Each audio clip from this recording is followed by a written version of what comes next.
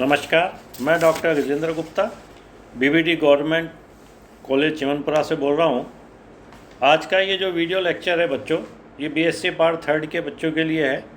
BSc part के third के बच्चे जो अभी तक मेरे वीडियो लेक्चर को देख रहे हैं, पेपर थर्ड अपना चल रहा है और जिसका यूनिट फर्स्ट अपने पास चल रहा है।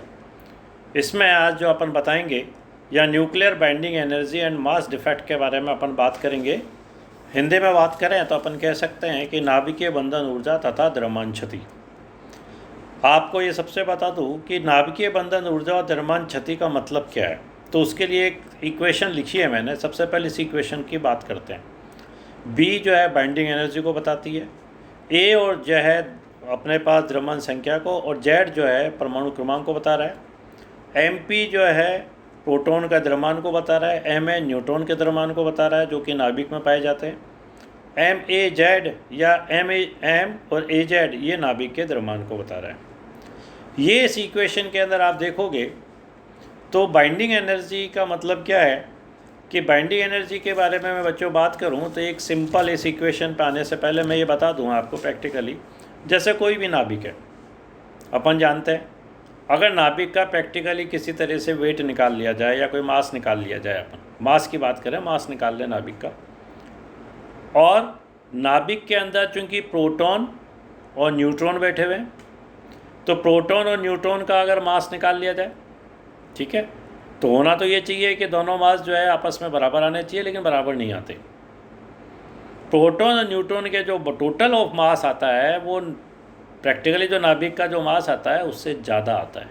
ये द्रव्यमान में कमी आती है और ये कमी ऊर्जा में बदल जाती है, जिसको अपन बंधन ऊर्जा या नाभिकीय बंधन ऊर्जा के नाम से कहते हैं।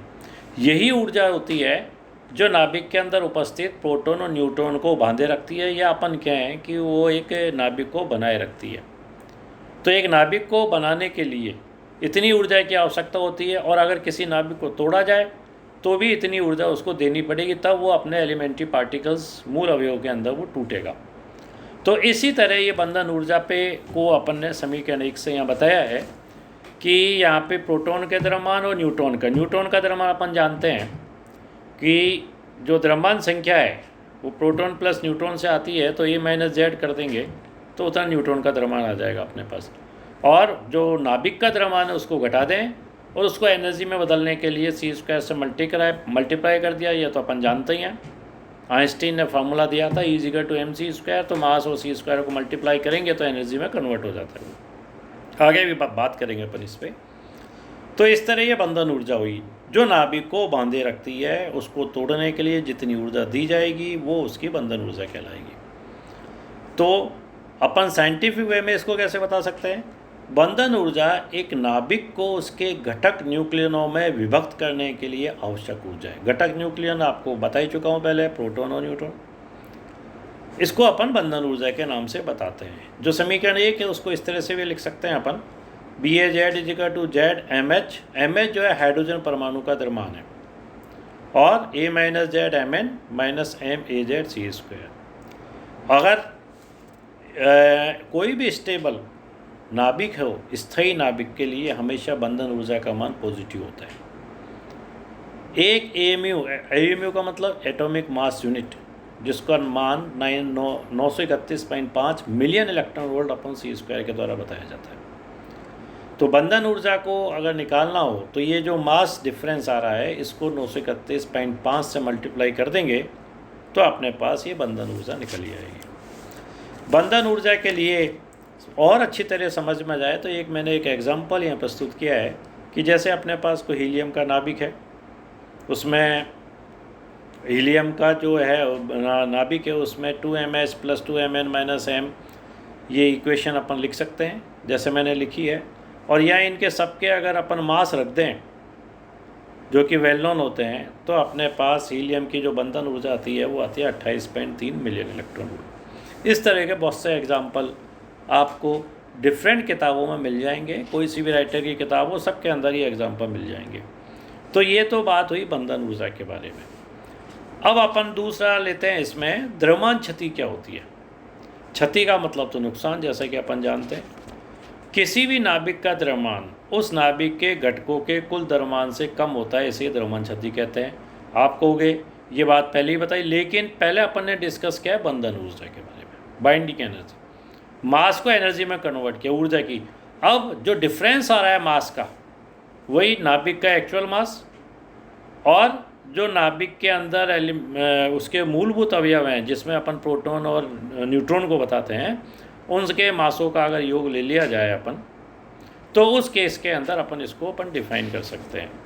तो द्रव्यमान क्षति को अपन ये भी कह सकते हैं, नीचे बताया है मैंने, कि नाभिकों के घटकों का द्रव्यमान माइनस नाभिक का द्रव्यमान, इनका डिफरेंस ये द्रव्यमान क्षति कहलाता है। हाइड्रोजन परमाणु के रूप में अगर बात करें, परमाणु के रूप में, ठीक है, या नाभिक और परमाणु में अंतर आपको अच्छी तरह पता होगा कि परमाणु में के अंदर क्या है, इलेक्ट्रॉन भी सम्मिलित हो जाते हैं। तो अगर परमाणु के रूप में बात करें तो इसको del M is to Z M H plus A minus Z M N minus M A Z बताएंगे, क्योंकि परमाणु के अंदर एक जो हाइड्रोजन का परमाणु है उसमें एक इलेक्ट्रॉन एक प्रोटॉन के रूप में अपन बता सकते हैं 1h1। बंधन ऊर्जा, इसको समीकरण 4 से बताया बच्चों।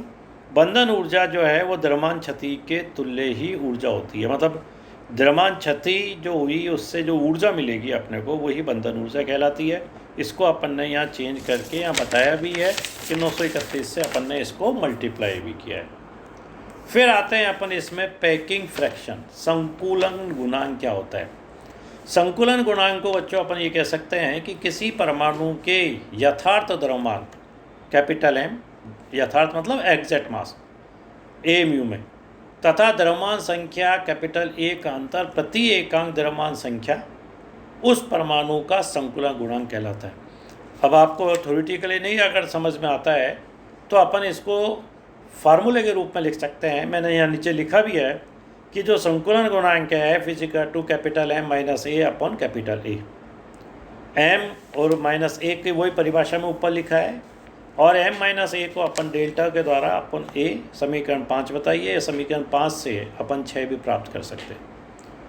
मैंने यहाँ एक ग्राफ बताया है बच्चों, जो द्रव्यमान संख्या संकुलन गुणांक में और m माइनस ए डेल के अंदर खींचा गया है।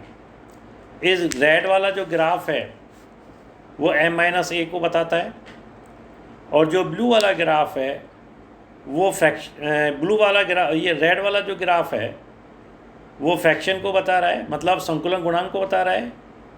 तो और डेल वाला ग्राफ ये ब्लू वाली लाइन को बता रहा है। इस ग्राफों से अपन ये कह सकते हैं जो भी हल्के तत्व होते हैं, हल्के तत्व कौन से होंगे, जिनकी द्रव्यमान संख्या कम होगी लेस देन 20, उनके लिए ग्राफ के द्वारा अपन बता सकते हैं उनका एफ का मान पॉजिटिव आता है। ए का मान 180 और 20 के लिए जो है अधिकतर तत्वों के लिए मान एफ का मान नेगेटिव आ रहा है, और ए अगर 180 से ज़्यादा हैं, बहुत भारी तत्व हैं, तो उनका मान एफ मतलब संकुलन गुणांक का मान पॉजिटिव आता है, और C12 के लिए एफ का मान जो है 0 आता है, जो कि वो उस लाइन पे होता है, 0 वाली लाइन पे। तो इस तरह से ये पैकिंग फ्रैक्शन को अपन बता सकते हैं। एग्ज़ाम के अंदर सिंपल आधे नंबर के ये पूछ लिए जाते हैं कि बंधन ऊर्जा, द्रव्यमान क्षति और संकुलन गुणांक की परिभाषा बताइए। तो आपको थ्योरेटिकल लिखने के बाद इसका जो फार्मूले हैं उसको भी उसमें लिखना चाहिए। डिटेल में पूछे तो फिर डिटेल में बात बतानी चाहिए। आज के लिए कितना, अगले लेक्चर के अंदर अपन दूसरी चीज़ को देखेंगे बंधन ऊर्जा।